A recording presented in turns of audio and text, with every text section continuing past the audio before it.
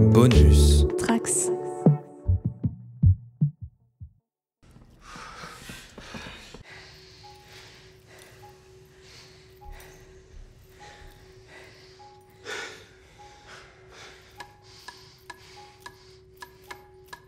MC Mickey. MC Kiwi.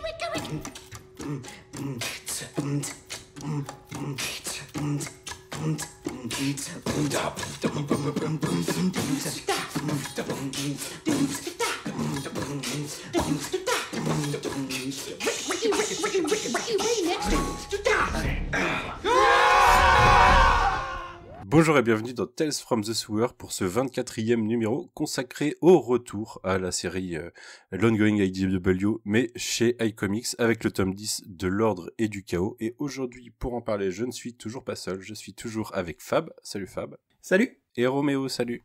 Salut. Comment allez-vous depuis la dernière fois ? Ça fait un petit mois. Bah ça va, on est de C'est retour. déjà une moins grosse pause que la dernière fois. C'est ça, Exactement. ça fait presque pas longtemps. Ça fait presque pas longtemps. Mais écoutez, en tout cas, content de vous retrouver pour cet enregistrement. Et on va commencer comme d'habitude avec les news. On en a un peu moins que la dernière fois. On a beaucoup de figues et quelques news FR iComics. On commence avec un changement de programme pour Super Seven qui remplace le Rat King qu'on avait annoncé il y a quelques numéros, il me semble, du coup, parce que ça devait être l'année dernière, par Caraï. On sait pourquoi ce remplacement ? Ouais, il y avait des problèmes sur quel type de Rat King. En fait, le design ne correspondait pas forcément au design. Il y avait des soucis. La figurine avait fait polémique.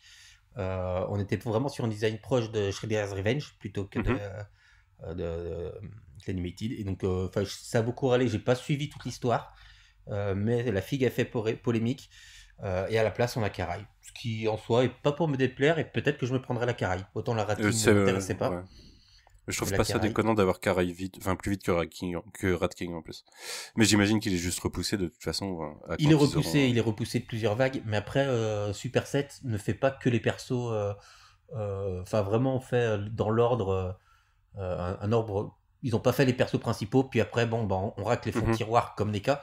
Ils ont toujours essayé alternent un peu. de mettre. Bah oui, parce que je crois qu'il y avait le surfeur Mikey, chose comme ça, est arrivé hyper tôt.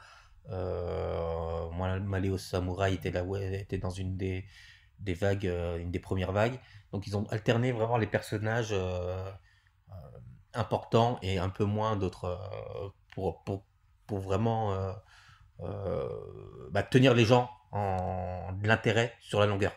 Parce que si tu sors tout d'un coup, tu sors les 4 tortues, après. Ouais. Mais du coup, j'imagine que Rat King est pas mal repoussé pour redesign complètement, du coup, si c'est ça qu'elle est pas. Ouais, j'ai pas tout suivi parce que sur les Super 7, je regarde plutôt les Power Rangers actuellement. Donc. Ok.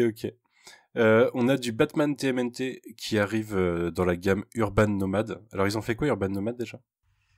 Urban Nomad, c'est les petits formats type poche. Pas cher, donc sur lequel d'accord. Ils ont ressorti la Nomade. Ouais, c'est Ouais, ça. c'est Ils ont ça, ressorti les. C'est la même taille que Link. Non, un peu plus petit, je crois. C'est un peu plus petit. Ok. C'est vraiment style, tu sais, les romans de poche un peu là que tu as en plus petit. Alors, moi j'ai testé quelques trucs. Je trouve que tout est pas ultra confort à lire, mais ça a l'avantage de pouvoir se trimballer partout. Et je crois, de mémoire, que les dates coïncident avec l'été et le potentiel Turtlemania avec le film, etc. Donc, flairer un petit peu le coup de se dire, il y a les tortues qui sortent, un film, c'est du Batman. Je pense que c'est malin aussi, tu vois. Ouais. Ok. Moi, au contraire, j'ai du mal à comprendre. Parce que c'est un format pas cher, sachant que Il a combien ce format, du coup ? Je crois que c'est une quinzaine d'euros, il me semble. Non, entre 5,90 et 9,90. Ah oui, ok. Donc c'est vraiment pas cher. Sauf que là, on n'a que le premier volet. Et le premier volet était à 10 euros. Et ils ont pas dansé les autres ? Ils vont les espacer. Qu'on voit. Mais il était à 10 euros off de sortie au début ou offre toujours. Et puis on le trouve, vu qu'ils en ont vendu beaucoup, là on le trouve de casse de partout. Il se trouve à rien. Donc, ouais, mais là, tu vas faire quoi Enfin, tu vois, moi, j'imagine les gamins qui entendent parler des Tortues Ninja tout l'été et tout, ils vont un petit peu tanner les parents pour avoir un truc Tortue Ninja. Tu vas arriver, ça ressemble à un manga dans le format. Ouais, ça ressemble à un manga dans le format, même si le gamin, tu vois, il l'arrache, il le défonce ou quoi, tu t'en fiches, c'est 6 balles, 10 balles, c'est pas grave. Tandis que si t'achètes un truc cartonné et tout, le gamin, il faut qu'il fasse attention, machin. Là, moi, je vois bien ça, vraiment, livre, tu vois. C'est fait pour vivre aussi, surtout dans les mains d'un gosse. Oui, ouais, moi, je suis partisan moi, j'en ai saccagé des BD quand j'étais gamin. Et puis là, on parle vraiment d'une BD qui se trouve de partout, qui est pas à format... on passe pas il est disponible que pour 20-25 balles, et donc il est compliqué, tous les libraires ne l'ont pas. On parle d'un truc qui était à 10 balles pour ressortir. Enfin, là, je comprends pas le fait de ça le mettre au catalogue. Alors oui, si je le comprends par le fait de il va avoir les sorties ciné. Mais c'est pas le animated. Hein. Toi, non, ceux qui étaient à 10 balles, c'était les souples. Moi, j'ai pas le souvenir qu'il soit à 10 balles, le premier. Ah si, Amir Pizza. Ah bon? Ah ouais. Moi, je l'ai pas acheté, je vous avoue, moi j'ai vraiment pas aimé, donc j'ai pas acheté de toute façon, mais... Ok, bon, passons. Passons, mais oui, c'est sûr que s'il était déjà bas de base, mais après il fallait trouver les autres, enfin si t'es complétiste, là j'imagine qu'ils vont faire les 3 dans la même... après, là où ça va avoir l'intérêt, c'est que le 3 est sorti que dans la version hardcover, dans le... Ouais, dans l'espèce de Deluxe, là. C'est ça. Donc le 3 n'est pas trouvable ailleurs, il me semble. Ok. Non, c'est sûr, il est sorti que dans le Deluxe avec le 2 et le 3 en réimpression. Quand ils ont réimprimé le 1 en hardcover. Ah, mais oui, ça y est, ça m'est revenu. Exact, tu as raison. Le premier de Batman Amir Pizza est sorti en souple. Les 2 premiers sont sortis en souple et ils ont refait une impression en hardcover.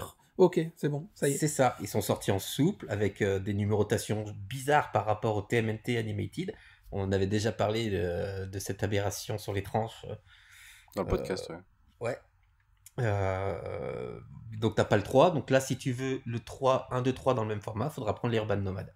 Ok, ouais, après, ça me choque pas en l'occurrence. Mais ceux qui sont collectionneurs et qui ont déjà les gros formats, du coup, s'ils l'ont dans une intégrale, tant mieux, mais sinon, tant pis. On revient aux figues, du coup, avec NECA, toujours, qui continue d'explorer The Last Ronin. Alors, ils nous ont annoncé quoi ce mois-ci? Ils ont teasé une April. Ok. Mais une April de The Lost Years, parce qu'on voit une petite tortue de The Lost Years. Ok, d'accord. J'ai pas commencé encore, toujours. Il y en a combien? 3 de sorties maintenant? Je crois, j'ai pas commencé non plus, j'ai juste feuilleté. J'ai lu les 2 premiers et je suis pas pressé de lire la suite. Ok, bon, ça me rassure pas. Mais voilà, j'étais pas pressé. C'est ce qu'on s'attendait. Ok. Puis ils ont teasé aussi la 5e tortue, une autre figurine, donc qui vient d'un numéro de TMNT Adventure Specials, le 11. C'est la couverture où on voit une tortue noire avec un point d'interrogation à la place de la ceinture, avec les 4 tortues derrière. Je sais pas si vous voyez, mais ils l'ont teasé. Prenez qu'à continue. Voilà. Ok. Toujours pour Last Ronin, on a Funko Pop qui s'y met, fallait s'y attendre. Bon, c'est pas forcément notre passion, mais bon, ça vend. Je sais pas si ça vend toujours d'ailleurs, mais ils ont annoncé quoi cette fois? Les tortues, Last Ronin dans leur version canette là. D'accord. Putain, les plus moches de toutes en plus, quoi, vraiment. Les sodas vinyles, ouais, c'est ça, les sodas vinyles. Donc une version couleur, une version noir et blanc, sachant que tu peux avoir une rare. La noir et blanc, elle est en rare. Mais... Sans vouloir être hautain avec les fans de Funko, rien à foutre, en l'occurrence, ce qui me concerne. Non, mais en fait, oui, moi, j'ai rien contre ceux qui les achètent. Hein. Écoute, il en faut pour tout. J'ai des griffes contre Funko. Parce que voilà, parce que moi je suis un fan de Mondo. Ce qui s'est passé ces derniers mois, on en avait parlé. Hein, mais du coup, c'est fermé ou pas? Parce que j'ai l'impression qu'ils ont essayé de revenir sur l'info. Mais... En fait, donc, pour rappel, Funko a racheté Mondo, une boîte qui faisait. Une boîte qui était dans le créatif, dans l'artistique, qui faisait des posters, qui faisait des vinyles, qui faisait des figurines. Ça a été racheté par Funko il y a à peu près un an. Donc, on en avait parlé ici, vu qu'il y a eu des produits Tortue Ninja. Il y a eu des posters qui sont absolument sublimes. Il y a eu Il y a eu des figurines, dont la figurine, une statue de The First Turtle, des figurines 1/6, des grosses figurines 1/6 qui sont très stylées. Il y a eu la Lollipop Mikey qui était super bien, qui était dans l'art pop plutôt. Il n'y a pas eu de vinyle par contre.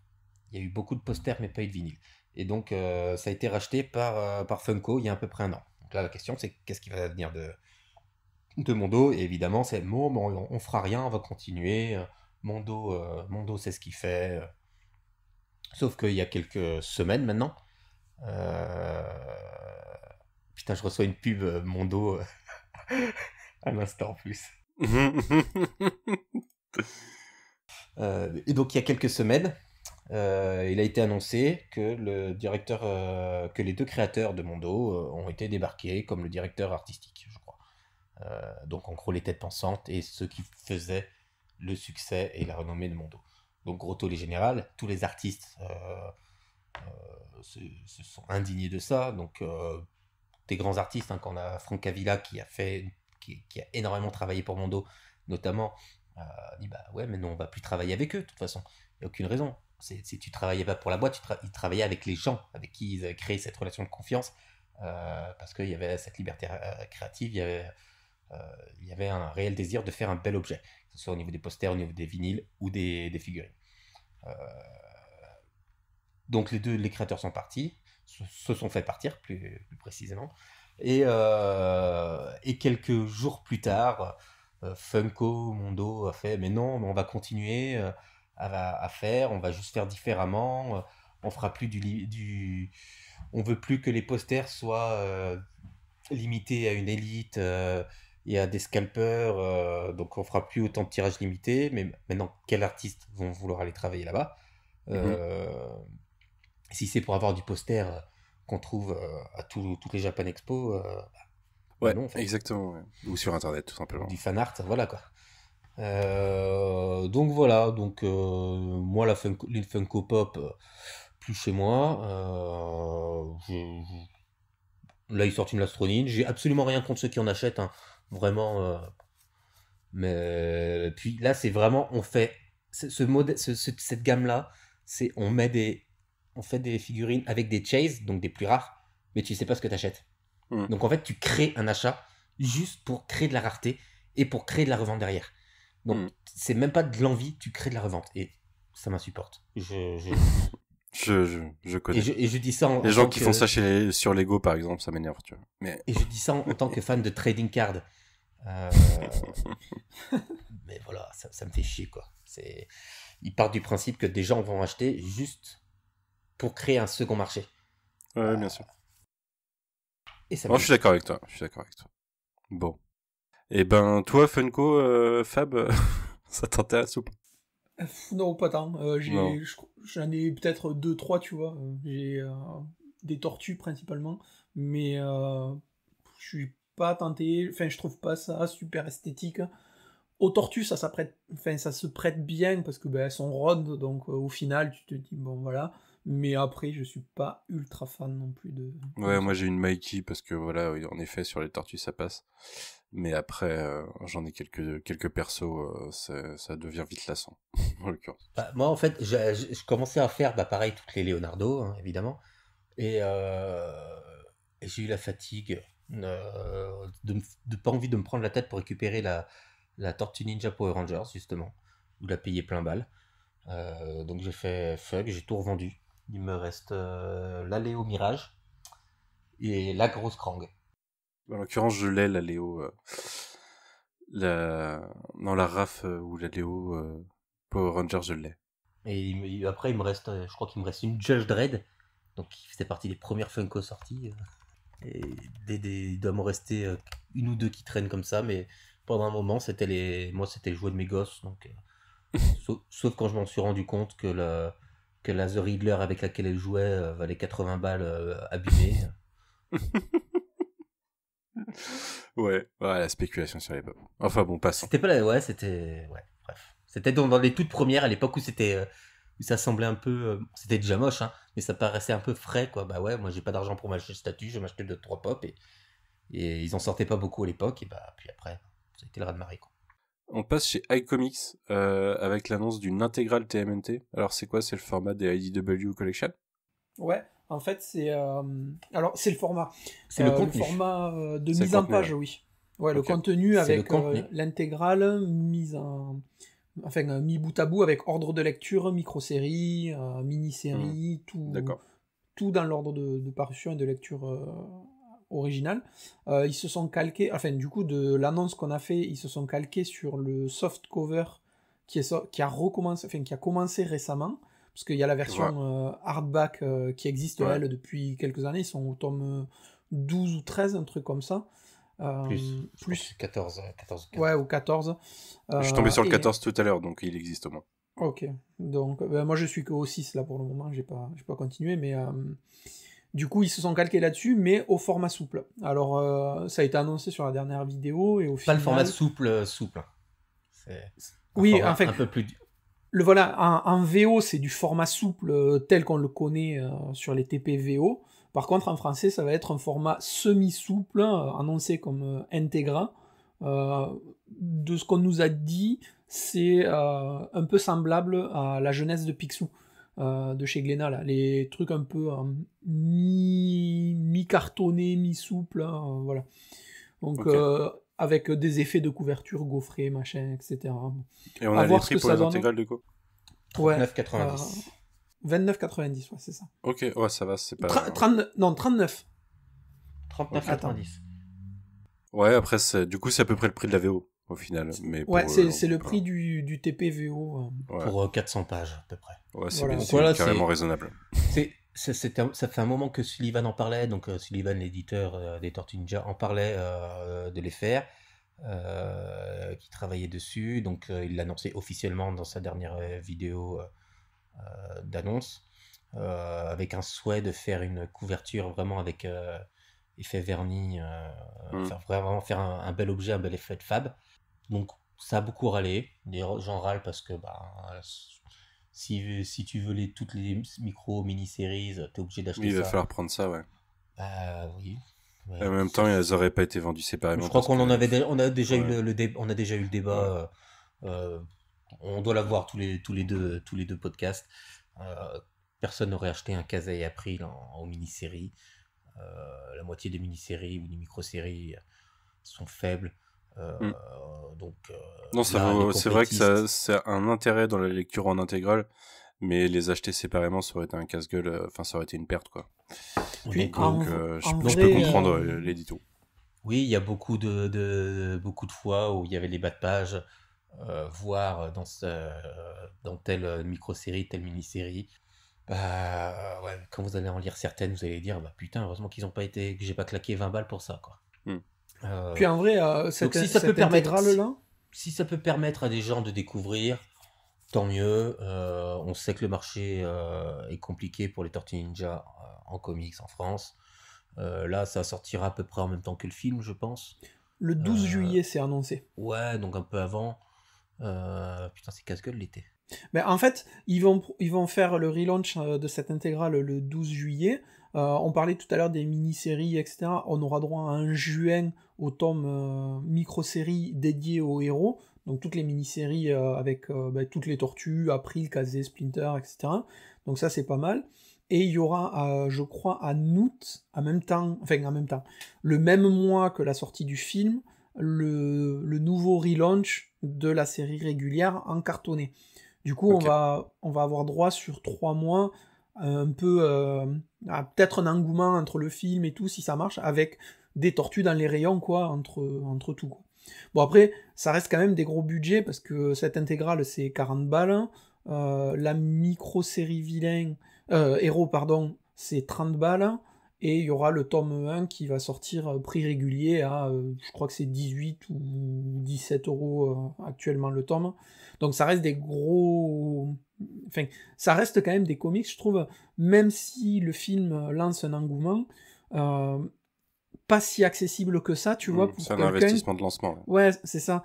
Quelqu'un qui va voir le film, qui a hypé, qui va en rayon, s'il voit que le premier livre qu'il a sur les tortues, il fait 40 balles ou peut-être 30, ça fait réfléchir à l'achat.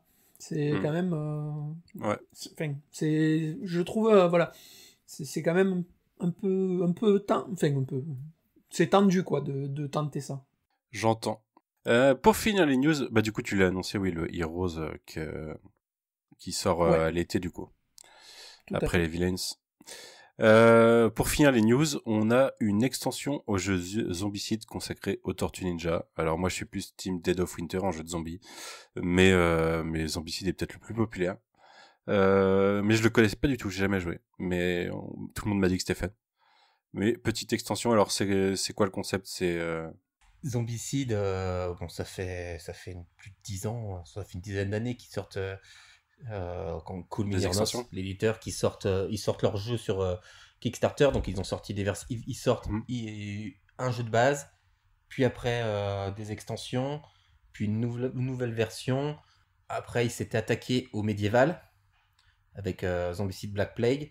Ils sont attaqués au spatial. À chaque fois après en faisant d'extensions, des add-ons et des jeux standalone dans le même univers. Ils ont refait un Zombicide, le tout premier réédité avec des règles un peu corrigées. Et donc là ils ont leur dernier titre qui est Zombicide White Death, qui est actuellement sur Kickstarter, qui évidemment a atteint le pledge, le goal, ça c'est un détail. Qui est dans un médiéval fantastique avec pas mal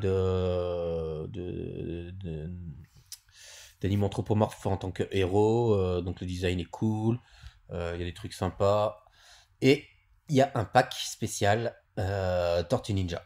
Mais qui s'ajoute à cette version-là du coup. Qui s'ajoute, c'est une extension pour ce jeu. Tu as besoin du jeu de base pour jouer, et les figurines sont magnifiques, les designs sont magnifiques. Ça va faire mal.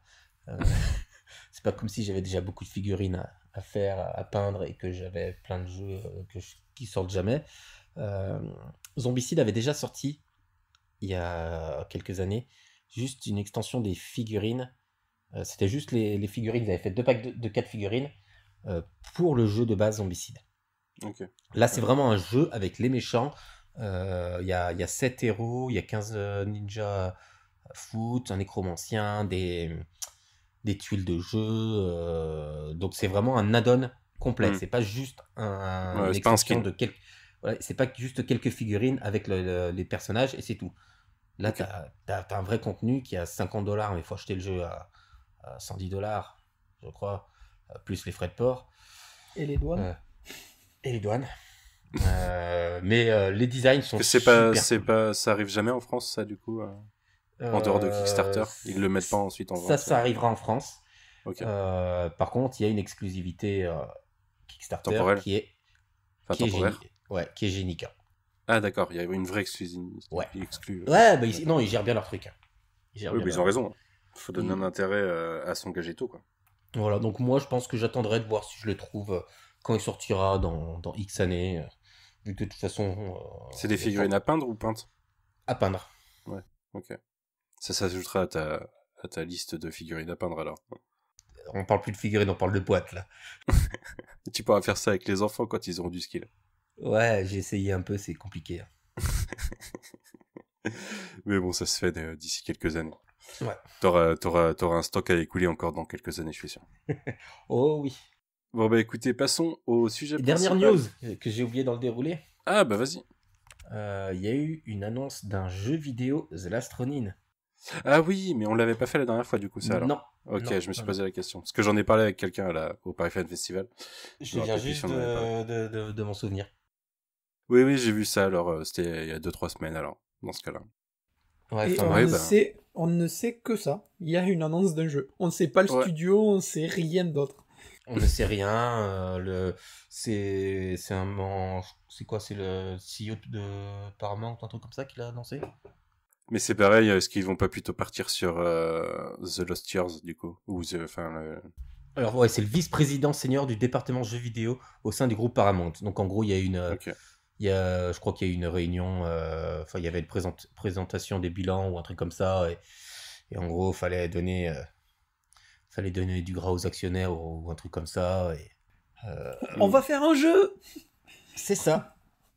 Mais oui, pour moi, ça serait pertinent sur les nouveaux l'Astronine. Du coup, c'est Lost Years. On sait pas, on verra. Parce que pour moi, l'Astronine principal, c'est de la cinématique et 3 QTE, quoi. Mais ça va pas plus loin que ça en jeu vidéo, parce que... Bah surtout que, putain, si on doit se taper tous les persos qui meurent. Vu la galerie de personnages, on va se taper les méchants, les robots dégueulasses. Ouais, et puis le super vilain dégueulasse. Waouh. Non, il va falloir qu'il... Je sais pas ce qu'on sait pas. Ou alors, ils peuvent faire un jeu vidéo préquel avec... ce qu'on a vu en flashback, on le vit vraiment, mais on voit tout le monde mourir du coup. The Last Ronin Year One. J'imagine trop, tu sais, les séquences vidéo ultra longues de monologues du super vilain là sur sa gargouille. Hein. Putain, mais trop relou quoi. Plutôt populaire au Paris Fan Festival, The Last Ronin, soit dit en passant. Déjà parce qu'il était à vendre et que ça permettait d'avoir une dédicace de Santolco. Mais je sais pas, j'ai eu pas mal de bons retours de gens qui ont bien aimé, qui disaient pas forcément et qui ont bien aimé. Mais les gens, enfin, j'ai aucun souci, hein, ça c'est vraiment les goûts.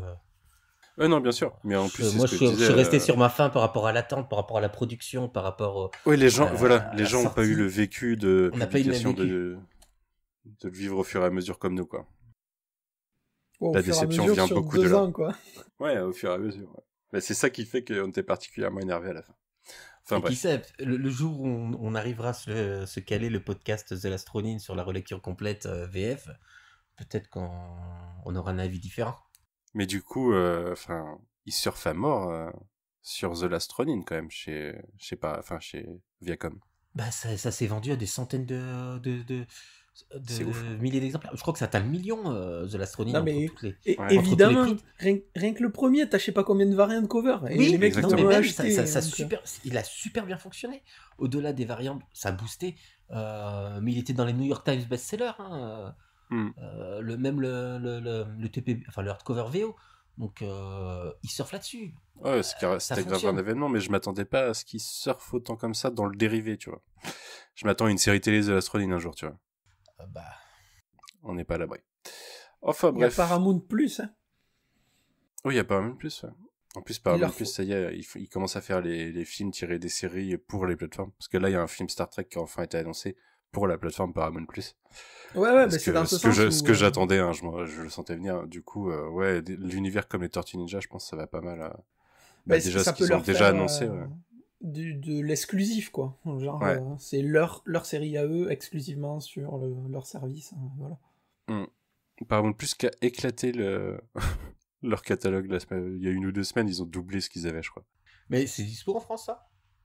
Paramount Plus, ouais. Ah, okay. Et d'ailleurs, j'ai regardé après notre podcast, et la série Rise, alors c'est bizarre parce qu'il n'y a pas tout, mais il manque pas grand-chose. Et il y a plus qu'une saison. Il y a genre 1 saison et demie, qui est comptée comme une seule saison. En gros, quand je regarde Beta Série, le découpage est pas le même. Parce que si je vais sur Paramount, il y a genre 38 épisodes, 1 saison, alors que je sais bien que non. Mais bon. En tout cas, j'ai commencé, j'ai regardé le pilote, je crois, de Rise sur Paramount+, donc c'est dispo, à la fin, je pense qu'ils vont finir par mettre la fin de la série, mais peut-être qu'il y avait des questions de droit. Venons-en donc à notre sujet principal et à ce tome 10 de la série régulière chez iComics, tome 14 en VO. Si vous suivez en VO, ça correspond au tome 14 du coup. C'est pour ça que j'ai vu que le IDW Collection tome 14 existait tout à l'heure. Et qui va contenir donc de l'ordre et du chaos, qui va contenir le numéro 51 à 55 en VO. Et on vous avait laissé il y a un peu moins d'1 an, mais il y a quand même un paquet de mois, avec les tomes 8 et 9 qui étaient Vengeance partie 1, partie 2, et qui voyaient l'affrontement final entre Splinter et Shredder, le foot et les Tortues Ninja, pour se terminer sur un truc qu'on connaît, parce qu'on a vu Daredevil, ou on a lu Daredevil à l'époque où c'était bien, Splinter qui prend la tête du Foot Clan, et maintenant, on va voir les conséquences de tout ça. Dans les grandes lignes, est-ce que quelqu'un veut raconter ce qui se passe globalement sur ce tome? Juste, c'est donc pour resituer, c'est sorti, le numéro 51 est sorti au mois d'octobre 2015. Donc après la suite, c'est allé un par mois, hein, comme d'habitude. On n'a jamais eu de pause, hein, je crois, sur les Tortues Ninja. depuis que c'est sorti. Non. D'ailleurs, le 51 est sorti le même mois que le 50. Ouais, ok. Parce en vrai, si, là, le 50 était prévu pour fin septembre, ça avait été décalé à début octobre. Et donc, ils ont décalé le 51 d'une semaine d'octobre pour qu'on ait des premières semaines, dernière semaine. En vrai, depuis qu'il y a Sophie Campbell, c'est une grande pause. Je parle d'une pause éditoriale. Tellement pas. Mais pas. Putain. Le mec est polémique, mais il reviendra dans quelques podcasts. Il faut. C'est comme ça, hein. On va faire vibrer la communauté, tu vois. On va faire des réactions. Tiens, vas-y, alors c'est toi qui vas le faire. Qu'est-ce qui se passe dans ce tome? Donc on a, je finis ma présentation éditoriale quand même. Toujours écrit par Kevin Eastman, Bobby Curnow et Tom Waltz, sur un script de Tom Waltz, édité par Bobby Curnow. On a Ken Garing qui est au dessin des 2 premiers numéros, donc le 51-52, et Michael Dialinas sur les 3 suivants, et toujours des couleurs de Rhonda Pattison et des lettres de Sean Lee. Eux qui sont fidèles au poste du début à la fin. Je trouve ça d'ailleurs un petit peu en dessous niveau dessin sur les 51-52 personnellement. Oui, on y reviendra, mais oui. Et Dialinas c'est aussi assez irrégulier. C'est pas le plus grand Dialinas qu'on ait pu voir sur les tortues. Bah du coup, vas-y Fab, présente-nous l'intrigue générale de ce tome. Du coup, voilà, comme on a dit, ça se passe immédiatement après le tome 9, donc en gros, la vie après la mort, ça donne quoi? Ça donne que les tortues ont un nouveau statu quo avec Splinter, comme tu l'as dit, qui est à la tête du foot. Et on va avoir droit au début de ce tome sur 2 numéros à une espèce de mini arc qui va nous mettre en place une espèce de bisbille avec les fantômes des rues là et leur des nouveaux vilains à gérer. Voilà, des nouveaux vilains à gérer avec des nouveaux gadgets, etc. Qui sont, à mon sens, un peu sous-exploités. C'est dommage parce qu'il y avait moyen de faire un truc. Tu l'as dit aussi, graphiquement, c'est Ken Garing qui arrive au dessin. Et passer de Santoluco à Ken Garing, ça fait mal. C'est peu de le dire. Après, moi, perso, dans la deuxième partie, on a un arc qui est avec... les Mutanimals. Les Mutanimals et l'arrivée de Dialinas qui fait pencher la balance sur un tome assez cool pour moi. Oui, c'est beaucoup plus beau après, c'est sûr. Voilà. Mais les 2 premiers mois, ça m'a piqué. En plus, je veux dire, j'ai eu l'impression que c'était un petit peu pour meubler, histoire de pouvoir relancer une nouvelle intrigue un peu plus proprement. Du coup, on a droit à cette seconde partie de tome où c'est très axé sur Mikey et avec en fait qui prend un peu ses distances par rapport à la famille quoi, Tortue et le foot, par rapport à l'idéologie de Splinter qui change parce que il a les responsabilités avec le foot, etc. Et ils rejoignent un petit peu les Mutanimaux et on a un peu la création de cette alliance là dans la deuxième partie du tome. Et en fond, on a Kaza qui pète un plan sur le nettoyage des rues et qui s'éloigne un petit peu de April. Exact. Parce que du coup on l'a pas eu en VF, la mini-série, qui était pas ouf. Hein. Moi je trouve que c'est pas la meilleure mini-série dans l'écriture en tout cas, alors que ça parle de trucs super importants. Mais mais en l'occurrence j'adore Mariko Tamaki, mais là sur cette mini-série elle m'avait déçu.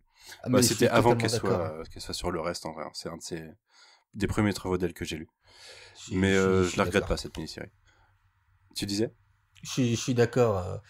Quand j'avais vu que c'était Mariko Tamaki, grands espoirs et puis après, voilà. Et après en fait non. Ouais.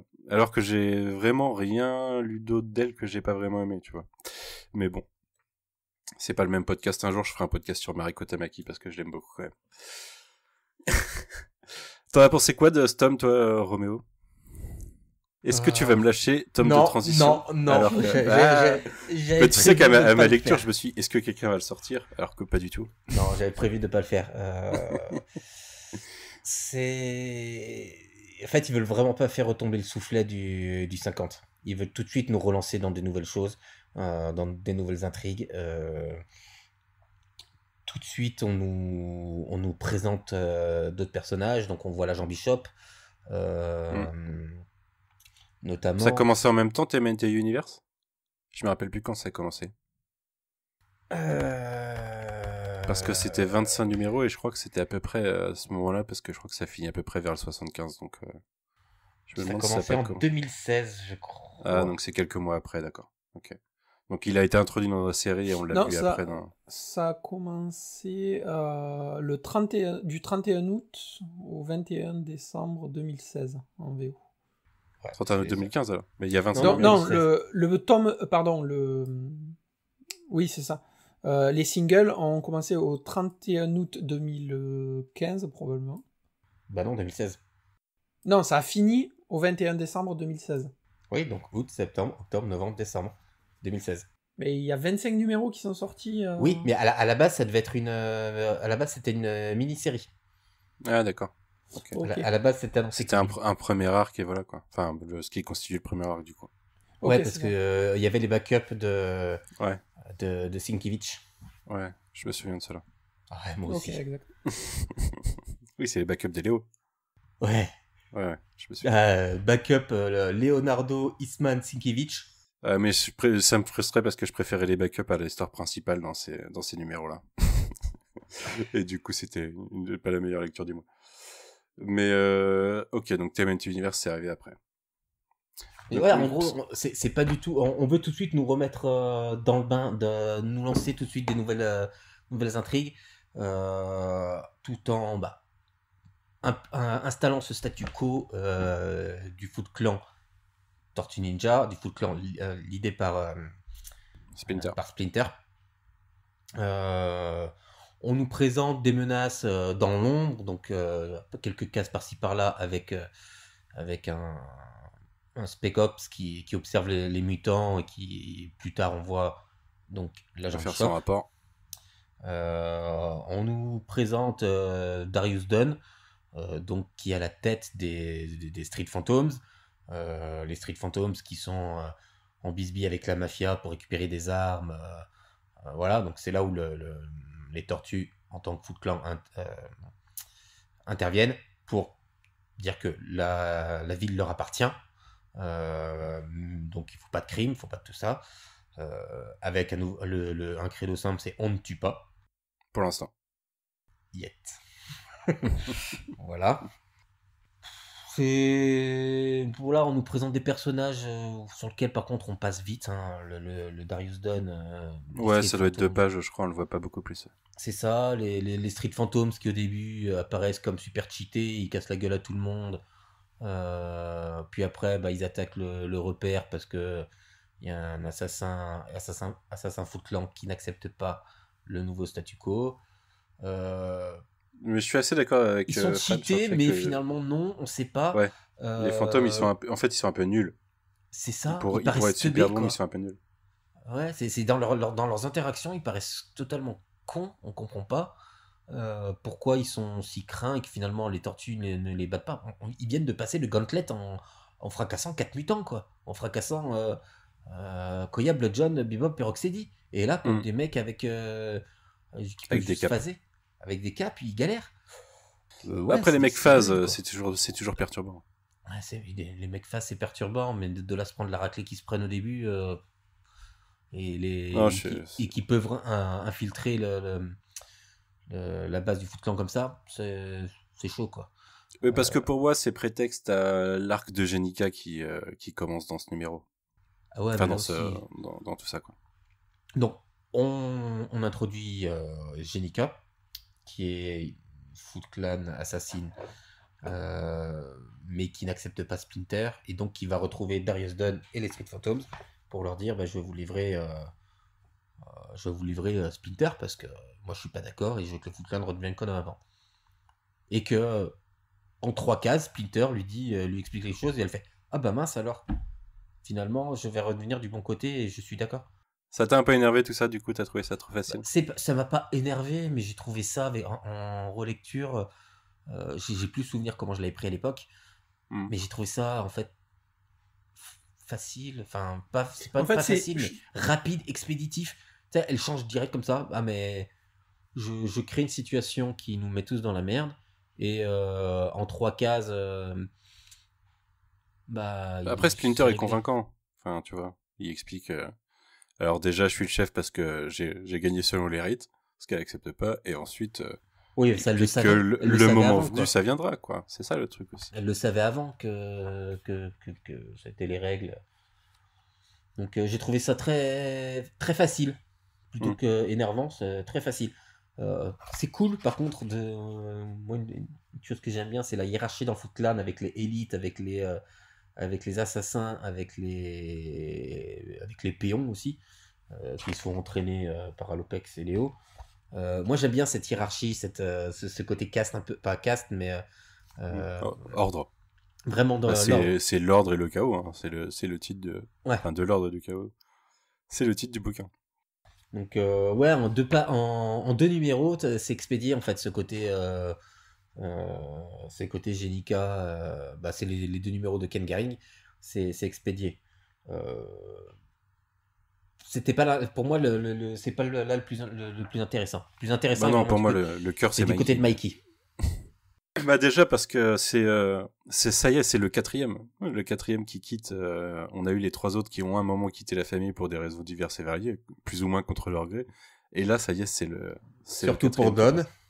Comment ? Surtout pour Don, pour des raisons diverses et variées. Est-ce qu'on doit rappeler que Don s'est fait latter la carapace ? Hop, pardon ? Hein, Fabien ? Après, Mikey, il prend un petit peu cher dans ce tome. Mais oui, non. Mais là, moi, c'est le tome qui rappelle pourquoi Mikey c'est le meilleur, c'est tout. Parce qu'avec Page and Pete. Alors déjà, oui, à la relecture, je me suis dit que tu devais kiffer ce tome, parce que Pigeon Pete et tous les Mutant Animals, hein. Là, on a vraiment une bonne introduction finale de la team des Mutant Animals qu'on a appris à connaître depuis. Mais Mikey et Slash et le fait que... Enfin, les raisons de Mikey, et moi je suis à fond du côté de Mikey. Je trouve que Mikey, dans sa naïveté, représente un petit peu... mais il représente un peu la jeunesse, tu vois, la jeunesse qui s'est pas compromise encore et qui a des idéaux et qui a pas encore envie de se compromettre. Et je trouve enfin, c'est très bien expliqué dans ce tome, le fait d'accepter la compromission, c'est il cédait plus facilement et il refuse ça, et du coup, je partage totalement son point de vue. Du coup, meilleur tome. Enfin, non, pas meilleur tome, parce qu'on en a vu des meilleurs jusque-là, hein, dans l'action et dans les personnages. Mais c'est ce qui fait que c'est pas exactement un tome de transition, parce qu'on a vraiment des gros trucs dedans. Slash aussi, qui est un personnage que j'adore, et qui, du coup, va lui-même splitter des Mutant Animals pour des raisons similaires, quoi. Et donc, les Mutant Animals, on a eu une mini-série qui était courant 2015. Donc là, on pourra découvrir en VF. Je serai capable de dire quel tome ça devrait être dans l'intégrale, qui était cool. 4 ou 5, non ? Ah non, peut-être même 6. Ouais, je sais pas. Mais une mini-série qui était cool, écrite par Paul alors, et c'était Andy Kuhn, je crois, au dessin, en plus. C'est dans le 6. Je sais plus, mais c'est une des rares mini-séries que j'ai bien aimé. Avec des personnages intéressants. Donc là, il y a des personnages qui sont introduits, qu'on n'avait pas vu avant. Mais c'est pas grave, en fait. Il n'y a pas besoin d'avoir lu il n'y a pas besoin d'avoir lu cette mini-série pour voir Sally Pride, Seymour Guts, donc Mutagen Man, et Man Ray. Et il y a Mondo Gecko aussi. Mais Mondo Gecko, on le voit dans l'ongoing. Oui, on le voit plutôt déjà. Oui, exact, ouais. Oui, et puis là, il sert même d'introduction, donc clairement, c'est un personnage qu'on avait déjà vu et que Mikey connaissait. Mais en effet, les autres, à part, du coup, j'ai reperdu ce nom, l'homme marteau, là. Ouais, à part lui... Si, à part lui, les autres, en plus, sont bien définis directement dans ce qu'ils représentent et dans leur personnalité, je trouve. Là où lui, il est un petit peu en retrait, à la rigueur. Qui ça ? Le dernier que t'as cité, j'ai perdu son nom. Le requin. C'est X-Ray. Ah, ouais, ok. Non, la Ray, du coup, oui, t'as raison. Man Ray. Man Ray, voilà. Lui, je trouve qu'il est un petit peu en retrait pour l'instant dans ce tome, mais... on comprend tout de suite que c'est oui, c'est un... C'est un suiveur, un militaire, un suiveur de hold-up. Ouais. Mais bah non, j'ai pas de mais. Je sais même pas sur ce que je voulais dire après. Ouais, le côté Mutanimals est cool. Avec leurs repères, le côté un peu vie à part, bon, qui essaye d'avoir quand même des activités de héros, ce que leur vend Hob. Bon, évidemment, Old Hob et Old Hob, hein, un super personnage, mais voilà, hein, sur qui Mikey sait qu'on peut pas avoir lui, confiance. il s'est totalement compromis pour sa cause, en l'occurrence. C'est l'inverse de Mikey Old dans cette façon de penser. Donc ouais, moi c'est... Vas-y. Puis en plus, moi, je suis en ce moment où je suis en train de rattraper mon retard de peinture sur mes figurines, sur les petites statues, et je suis en train de me faire tous les Mutanimals, donc me plonger dans ce tome à ce moment-là, vu que en plus c'est là où j'ai mes références de couleurs, de peinture, c'était cool, quoi. Avec la caution humaine, évidemment, aussi, au sein des Mutanimals. Mais ouais, moi j'aime bien les Mutanimals, j'aime bien Dialinas, comment il les représente. Mais c'est là où j'ai du mal avec ce tome, c'est que le côté statu quo tient sur 2 numéros, l'équivalent de 2 numéros, et on a ce côté plus Mutanimals qui avance, et l'évolution d'April et Kazay sur ces 3 numéros, et la balance est mal faite. Ouais, mais après, je comprends d'un point de vue édito ce qu'ils ont voulu faire, et surtout d'un point de vue écriture, de pas mettre trop d'aftermath et que ça traîne, ou de pas relancer directement sur quelque chose qui a rien à voir avec les Mutanimals. Mais la balance, pour moi, là, j'ai du mal avec le rythme, avec notamment le Kazé April, je trouve ça long. Ouais, le Kazé April, je trouve ça un petit peu long. Parce qu'on comprend, même moi j'ai plus de souvenirs, je me souvenais de la fin de la mini-série Kazé April, mais on comprend tout de suite qu'il y a que les deux s'éloignent tout de suite, quoi, dans la manière dont ils réagissent, surtout qu'ils le font. Mais déjà, en fait, dans les tomes 8 et 9, il commençait un petit peu à s'éloigner sur April qui aurait bien aimé qu'il retourne à l'école, et lui qui est plus en mode Street Vigilant. Et en fait, on reste là-dessus, avec en plus la mini-série qui est passée par là et qui les a rééloignés un petit peu plus. Je trouve que ça perd pas totalement quand on n'a pas lu la mini-série, mais c'est un petit peu lourd dans la longueur, parce que ça plombe un petit peu le récit déjà, forcément, dans l'ambiance. Et en plus, j'ai l'impression qu'on patine un petit peu sur ce qu'il raconte, quoi. On pourrait faire 2-3 pages plus efficaces que ça. On a, là, dans le numéro 55, on a les 2 pages au resto avec les parents, plus 6 pages où ils sont ensemble dans la rue. Mais en fait, on comprend, mais rien qu'au moment où Kazay répond dans le resto, il dit mais non, en fait, j'en ai rien à foutre de l'école. La manière dont il le regarde et dont April le regarde, et la manière dont les parents réagissent. Mais en fait, t'as pas besoin de 6 pages pour redévelopper ça. Donc 8 pages sur l'intégralité de ce numéro, je trouve que ça fait dense. Où on aurait peut-être pu avoir un peu plus de Mutanimals, de synergie entre eux. Ou de Splinter qui faisait ses bails, peut-être. Mais je sais pas. Après, je pense qu'on a cette sensation-là, parce que là, on l'a relié, en fait, et qu'on sort... Et on a tout enchaîné. Ouais, en fait, on sort de la prise de pouvoir du Foot Clan par Splinter, et on a droit à le changement de statu quo, le côté Mutanimals pour pas justement alourdir tout ça avec l'aftermath, machin, etc. Le côté Mutanimals donne un côté un peu fun, un peu punch, tu vois, un peu dynamique et tout, avec un vent de fraîcheur. Et en fait, derrière, on se tape ça, qui certes est long, mais moi, à la lecture en single, j'ai pas eu ce sentiment-là. Alors, il y a aussi le fait qu'on avait la mini-série. Moi si, figure-toi, parce que je m'en souviens très bien, et ça me saoulait à l'époque déjà. Et moi non, en fait, justement, dans le sens où on a eu les Mutanimals, ok, et en fait, je l'ai pris dans le sens où on fait un point sur un peu tout le monde, tu vois, les tortues, machin, après les Kazé, et ça va ouvrir à un moment, juste avant aussi, on a Alopex et Nobody, dont j'ai perdu le prénom, et du coup, Angel. en fait... Angel, voilà. Et en fait, du coup, on a à chaque fois des petits points sur la vie et sur le statu quo. Et là, en fait, ça m'a pas gêné, surtout avec ce qui arrive après, où on voit la relation Kazé-April, on voit aussi les parents de April qui ont un rôle un petit peu plus tard avec Kazé. Et donc, en soi, ça m'a pas gêné, tu vois. J'ai pas eu le ressenti que vous avez eu de lenteur. Ça m'a bien mis un petit peu la mise en place justement du statu quo de tous les persos qui ont été impactés par la mort de Shredder et les événements qui en ont découlé, quoi. On en a pas parlé d'ailleurs, mais d'ailleurs, Kazé, il a une autre problématique dans le tome, c'est qu'il cherche à savoir ce qu'est devenu son père. Et que son père, du coup, on le retrouve plus tard parce qu'il est dans les plans avec Hold Up, justement. Et que c'est lui qui file des armes, quoi. Enfin, que Hold Up file les armes qu'il récupère sur le terrain à chaque fois qu'il faut un coup. Donc ça refout le bordel, et il y a un petit affrontement d'ailleurs. Il s'est pas fait casser la coquille, mais Un réussit à... Enfin, éclate pas mal Mikey, et réussit à se taper contre Slash, ce que je trouve impressionnant quand même. Ouais, c'est un des rares qui arrive à vraiment en combat, qui peut tenir tête à Slash, quoi. Ouais. Bon, avec Bebop et Rocksteady, mais ouais, je me souvenais plus de ce moment-là. Ouais, non plus, qu'il éclatait Slash, enfin, qu'il tapait Slash comme ça. Qui tenait tête à Slash, ouais. Il lui tient tête bon, au moment où Slash il commence à rentrer en mode vénère.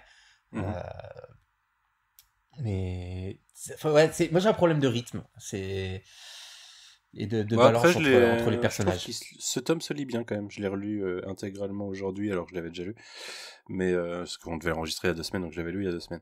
Mais je trouve qu'il se lit quand même pas mal. Moi, je trouve, à part Kazé April, même enfin, je sais pas, Fab, toi aussi, si t'étais déçu sur le côté Splinter qui se règle rapidement au début, mais je trouve que moi, ça m'a pas paru déconnant parce que il explique bien le truc, il nous dit bien que en fait, il parle presque au lecteur quand il parle à Jenica, mais il dit les choses vont venir plus tard, donc il dit presque moi j'interviendrai plus tard et en attendant on va voir autre chose. Ce qui justifie qu'on repasse 3 numéros à plus parler de Splinter derrière. Et après, il y a le biais d'avoir déjà lu, mais le fait que ça introduise Jenica en fait et son arc, bah la relecture j'ai trouvé ça plus intéressant. Mais je suis assez d'accord, mais en fait moi tu vois presque je l'aurais encore plus raccourci et j'aurais pas du tout parlé enfin j'aurais pas du tout parlé si j'en aurais touché mot, tu vois, que Splinter avait repris les commandes, etc. Ça c'était un fait, mais en soi on le sait, il a battu en duel, la règle veut que t'as gagné ton duel, c'est toi qui prends les responsabilités et tout ça, voilà. Et en fait j'aurais enchaîné direct sur les conséquences que ça a pour revenir plus tard sur Splinter, parce qu'au final les 2 pages elles servent juste on va dire t'as envie de commencer là, tu sais que c'est un point d'entrée qui peut se faire par là, on te dit vite fait que Splinter c'est lui qui est à la tête du Foot Clan et qu'on t'expliquera plus tard et tu continues après. Donc moi ça m'a pas gêné tant que ça, mais c'est vraiment le découpage 2-3 qui est dû au fait par rapport aux artistes, hein, je pense. Ouais, parce que le premier était trollé. Puis c'est vilain. D'un point de vue temporalité, le premier aussi, on sait que ça s'est passé peu de temps, c'est pas tout immédiatement après parce que il y a eu le temps que le Foot Clan s'adapte. Il y a Raph qui dit à Mikey je connais ça, être seul dans la rue c'est pas pour toi et c'est pas bon. Mais on a les tortues qui se battent contre le gang italien, enfin contre les mafieux, les Street Phantoms qui sont là, les Street Phantoms qui retournent voir leur chef pour dire on s'est fait avoir. Là t'as tout de suite Jenica qui vient leur dire je vais vous aider, moi je suis pas d'accord avec ça, pour directement aller au repère. En fait ça va hyper vite alors qu'on aurait pu avoir et à côté on a tous les personnages qui vont voir Kitsune, donc on semble sur une temporalité plus longue et cette histoire là semble sur une temporalité très courte. Mais en soi tu regardes, je vous ai perdu, j'ai l'impression. Non, mais moi je suis d'accord, c'est une temporalité très courte et c'est très rapide, mais dans le sens où c'est un coup de sang en fait au final. Jenica elle est pas d'accord, elle a un coup de sang, et du coup je pense que c'est aussi pour donner une espèce de rythme et de gravité entre guillemets, dans le sens où elle prend une décision, ça a des conséquences immédiatement, c'est pas forcément réfléchi, c'est fait, c'est acté. Splinter il règle le problème en disant voilà ça va venir, je t'expliquerai machin, on passe à autre chose, terminé. C'était pas très audiophonique mon petit sifflement, désolé. Ouais, et puis après, on sait que le personnage sera développé et la relation sera développée sur un certain nombre de numéros, quoi. Même si, par contre, ça me perturbe, j'ai une sorte de dissonance entre ce qu'on lit de Jennika dans les mini-séries depuis la phase Sophie Campbell et ce qu'on découvre, et comment le personnage maintenant. J'ai du mal à imaginer son passé cohérent avec ce qu'on en a vu, quoi. Ce qu'on en a vu depuis. Ah si, moi je trouve justement que la bascule, on en reparlera en temps voulu, mais que la bascule est bien faite justement dans les mini-séries, la première mini-série où tu as tout son background en plus, comment elle arrivait dans le Foot Clan. Et vraiment ce côté rédemption, je trouve qu'il est bien amené. Mais c'est vraiment la bascule, moi par contre, c'est bon, tu m'as convaincu. Mais en fait, tu pourrais lui parler avant. Ouais, c'est le coup de sang comme dit Fab, moi je suis assez d'accord. Splinter est un leader qui, on sait, parle. C'est quelqu'un qui explique. Donc il est là à la tête du Foot Clan depuis un certain temps. Je ne sais plus si on a la temporalité exacte. Oh, je sais plus, mais c'est pas beaucoup, hein. Ça doit être un mois ou deux, hein, je pense, en vrai. Et puis en soi, elle était aux ordres de Shredder, où la discussion, ça devait pas être l'option numéro 1, et elle arrive avec... Elle est peut-être désarçonnée. Ouais, c'est ça, c'est peut-être le changement, tu vois. Tu peux te dire que là où avant, il fallait mettre un coup d'épée pour parler, maintenant, il faut parler avant de mettre un coup d'épée. Donc c'est peut-être une façon de procéder et une façon de diriger qui est totalement différente, qui l'a fait agir comme ça. Donc moi, je l'avais pris comme ça, dans ce sens où coup de sang... il fallait que ça soit un peu rapide. Alors, je suis d'accord que ça manque un peu de rythme. En plus, on va pas se mentir, les dessins aident pas à ce que ça soit dynamique, soit oppressant, soit... moi, niveau dessin, c'est méchant ce que je vais dire, c'est pas du tout mon truc préféré, mais pour moi, c'est un peu ni fait ni à faire, parce que... tu prends la deuxième ou troisième page, la tortue, elle fait une roulade, t'as l'impression qu'elle s'est jetée à plat ventre, qu'elle s'est bloquée sur sa carapace et qu'elle bouge plus, quoi. Ça, franchement, non, ça m'a il y a 2-3 visages de tortue aussi que je trouve pas ouf, ouais, en effet. Ouais. Alors mais après, il revient en plus. Oui, comment mais il revient plusieurs fois. Hein. Mais voilà, déjà en fait, il y a le truc que tu passes de Santoluco à ça. On est censé t'expliquer en 2 chapitres un truc assez important avec de l'action, machin. Enfin, ça aide pas. Je trouve que ça aide vraiment pas à ces 2 chapitres là, quoi. Est-ce que vous aviez d'autres choses sur lesquelles vous verriez... Vas-y. Ouais. Alors, en fait, moi, je suis toujours sur ces 2 premiers chapitres. Je reviens à ce qu'on disait et je suis vraiment déçu, tu vois, de l'utilisation des Street Phantom, là. Parce que, au final, tu vois leur techno et tout, elle est vraiment cool. Et tu te dis, ça pourrait vraiment servir et tout. Et c'est expédié en 2-2. Et je trouve ça vraiment dommage. Parce qu'il y a vraiment plein de bonnes idées, quoi. On a le côté quand même après introduction de la personne qui a amené cette technologie, qu'on sait que Harold connaît. Oui. On a le côté Dawn, oh mais c'est une femme. Ouais, c'est dans le tome d'après qu'on découvre vraiment du coup, non? Ouais. Je crois pas que ça mettrait longtemps. Celui d'après, ouais. Parce que c'est Dave Wachter après. Mais on a aussi, dans ce tome, moi c'est le truc que j'ai bien aimé, on a le début de relation entre Angel et Nobody, Angel et Nobody, n'importe quoi, c'est la même personne. Et Alopex. Alopex et Angel, et du coup on a de nouveau le contact entre Alopex et Kitsune. Et moi j'adore ces planches-là, où il y a un petit peu, tu sais, l'affrontement création mental. De Shredder, et la technologie mutagène qui a créé Alopex et tout ce qui est spiritualité et tout avec Kitsune, et les deux réunis et cette espèce de contrôle mental, je trouve ça vraiment très cool, et j'aime bien comment Dialinas dessine Alopex, vraiment. Alopex, de toute façon c'est un super personnage. Kitsune, j'aime beaucoup aussi, tout ce qui est Panthéon. Donc ouais, c'est... On a quand même cette dualité chez Alopex qui cherche qui comprend qu'il se passe quelque chose. Là, ça nous tease les 50 prochains numéros, en fait, dans ces conversations-là. Tu veux dire que c'est un tome de transition? Non, pas du tout. Mais ça nous ouvre. Non, mais c'est ça. Mais c'est pour ça que là, ouais, par contre, moi, j'ai des problèmes de rythme et de gestion de l'espace sur ces 5 numéros. Mais par contre, ouais, on apporte tout de suite les éléments qui vont qui vont nous amener jusqu'au 100. Hein. Bah oui, parce que t'as à la fois Bishop, qui va, du coup, c'est vers les 75, et le Panthéon. Comment? Ouais, oui, Bishop apparaît vers les 75, mais il reste longtemps, hein. Bishop, il va... Ouais, non, mais le gros affrontement sur Burno Island, c'est pas dans les... Ah non, c'est plus tard qu'on pleure. Ah non, bah oui. C'est plus tard qu'on pleure. C'est juste avant les le run final. 92, un truc comme ça. Hein. Ouais, c'est juste avant le run final, c'est ça. C'est à ce moment-là qu'on pleure. 88, je pense, ou 87. Bon, parce que, on est dans ces eaux-là, on y reviendra. Ouais. Ceux qui ont lu savent. Parce que là...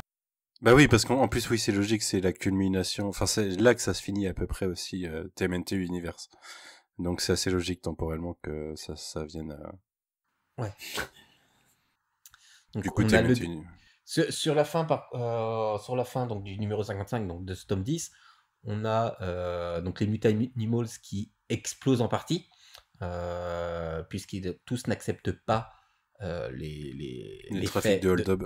Ouais, hold-up qui, devant eux était on aide les gens, mais derrière, on va créer la loi, hein, on va moi je suis pas d'accord, les autres nous ont torturés, nous ont... C'est Magneto, on l'a déjà dit, il a la vie Magneto de la chose. Mais c'est exactement ça.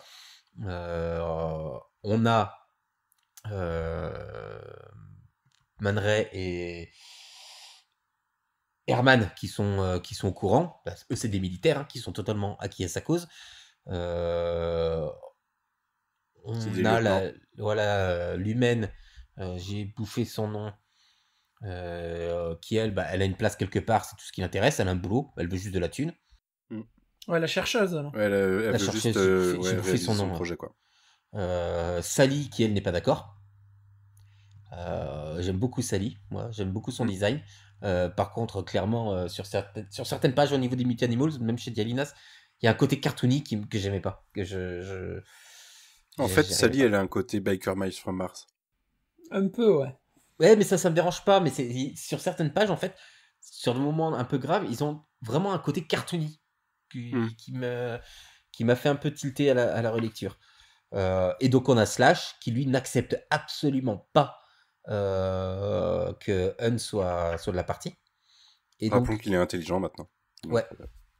Et donc, qui décide de se casser. Et qui se dit, depuis le début, je suis avec des gens, on me dit quoi faire, et là, je pars pour vivre ma vie à moi. Et donc, avec il part Michael, en agent. Il part pas avec Mike, en l'occurrence. Et à la toute fin, on a Mikey qui retrouve ses frères pour...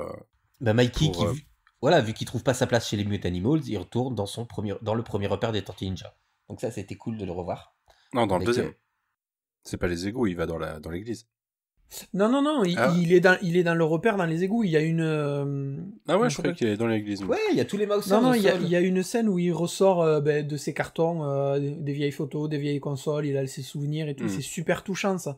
Où il verse sa petite larme et tout en pensant à ça. Et après, du coup, on a le lien avec Alopex et Angel. Et on retourne sur Mikey, qui est rejoint par ses frères avec, évidemment, une bonne petite pizza pour conclure le tome. Tu vois, il y a tous les Mousers. Ah oui.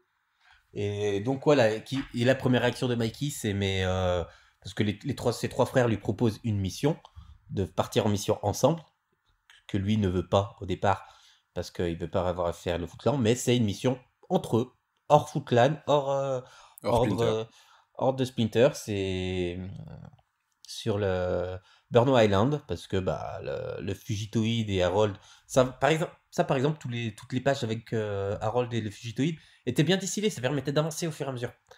Et c'est là en fait que je reviens dessus. Ouais, le côté casé April était trop d'un bloc. Soit tu le réduis, soit tu le distilles un peu partout.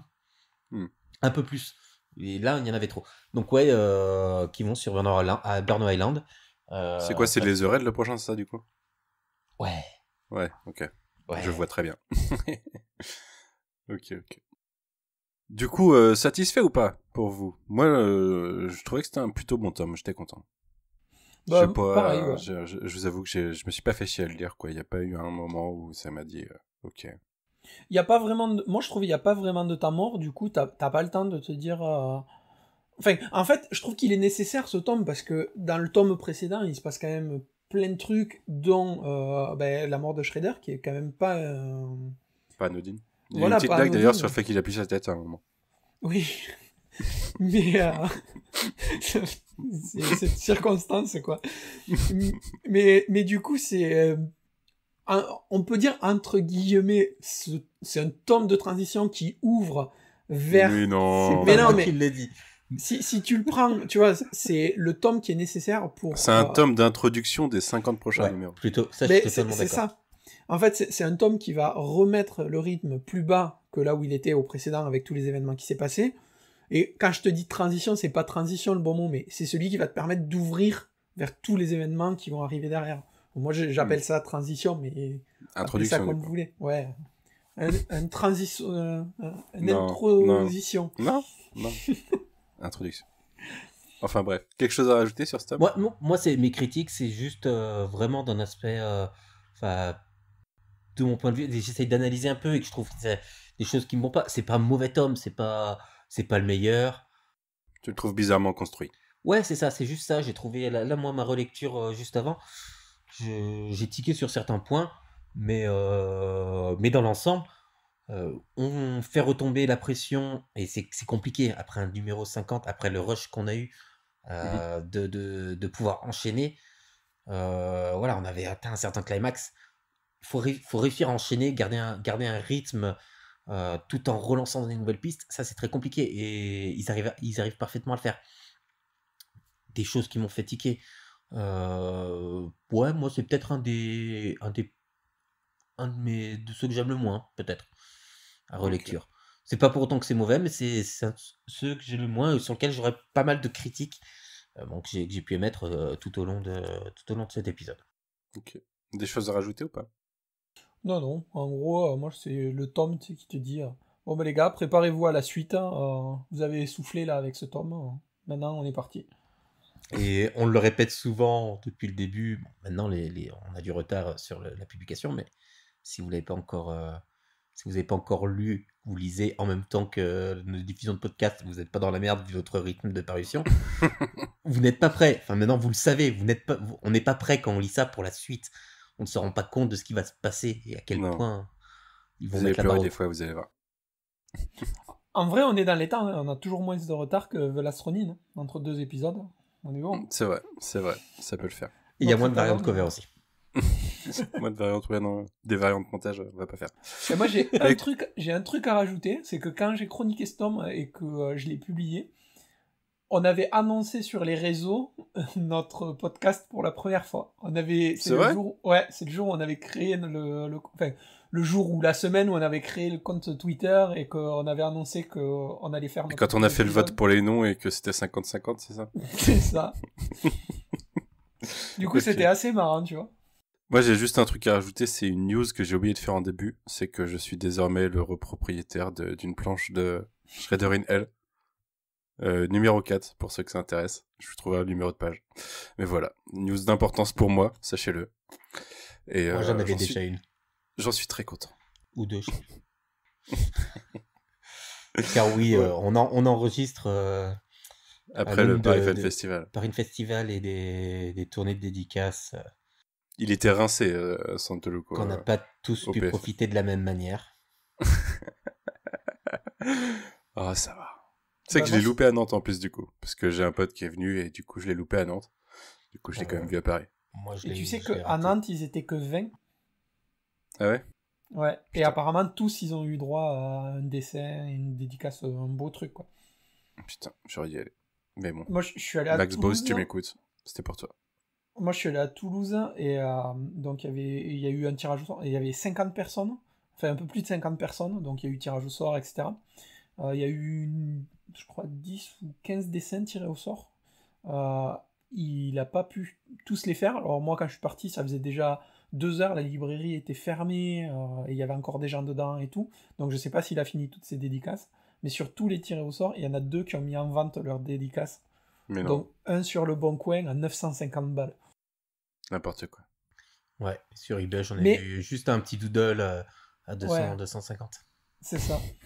Mais dis-toi qu'il y avait un mec, c'était un gros chasseur de dédicaces, il était venu avec une gamine, et genre il a envoyé la gamine pour avoir un dessin et tout, mais ça se sentait à 10 000 le mec, il savait même pas ce que c'était, mais c'est pas grave, il était là, tu vois, pour la dédicace vraiment. Je vois. C'était scandaleux. Moi, j'ai rien gagné. De ce que j'ai entendu, ça a été très sport sur les dédicaces du monde et du retard un peu de partout. Ouais, bah déjà, le samedi et dimanche, il était en retard à Paris. Après, il a fini plus tard à chaque fois aussi. Mais il était rincé, en tout cas. Puis c'est éreintant pour eux, hein, même si c'est... Ouais, bah oui. C'est marrant, par contre, il y avait Garcenis au Paris Fan Festival. Et Garcenis, énorme file d'attente samedi pour faire les signatures et tout. Du coup, tout le monde a dû y aller samedi, dimanche, il y avait personne. Je suis arrivé, il y avait 4 personnes qui faisaient signer avec Garcenis. Ouais, bah après, c'est scénariste, tu fais signer, tu discutes un peu. Bah ouais. Il y a moins de temps, c'est normal. Il y avait Pépé Larraz, par contre. File de malade. Ouais. Olivier Coipel, file de malade. Il y avait du beau monde. Je l'ai raté, Pépé Larraz, quand il est venu sur Lyon. Enfin, je l'ai raté, non, parce que c'est moi qui l'ai fait venir, mais j'ai rien de lui. Maintenant, il est bah moi non plus, du coup, j'y suis pas allé, j'ai rien de lui non plus. C'est comme si moi, c'était en 2014, putain. Ouais. Mais moi je l'ai croisé, pareil, je pense 2014-2015, il était passé à Toulouse, et il avait fait sa série Star Wars. Canal. Il était pas encore sur Canal quand il est venu sur Lyon. Ah ben moi je l'ai vu, la série invité, Canal il était pas encore sur Canal. Il avait été annoncé juste après. Et du coup, j'ai ma petite dédicace sur mon Canon de Pépé Larraz. Et je suis bien content. Ouais. Il était trop sympa. Et pareil, il y avait personne. Il était tout seul, le pauvre. Et j'ai tapé la discute avec lui pendant facile une demi-heure. Vraiment trop gentil, ce mec. Ah, mais un jour, je vous ferai la liste de ceux que j'ai fait venir, de lesquels j'ai rien et qui maintenant seront inaccessibles. J'y pleure quand j'y pense. J'imagine. Mais moi aussi, en plus, quand je croise des artistes, je leur demande pas de dessin, tu vois. C'est pour taper la discute, parce que j'ai l'occasion, moi, de les rencontrer pour taper la discute. Et du coup, je fais pas les fils pour faire les dessins. Du coup, je pense qu'il y a pas 10% des artistes que j'ai rencontrés dont j'ai un dessin, tu vois. C'est sûr. Ah, pas du tout, moi. Bon, écoutez, on se retrouve bientôt pour enchaîner sur autre chose, ou le tome 11, on verra. On sait de toute façon, les Raids, on connaît. Et puis, on se dit à bientôt, alors. Salut. Salut. Salut.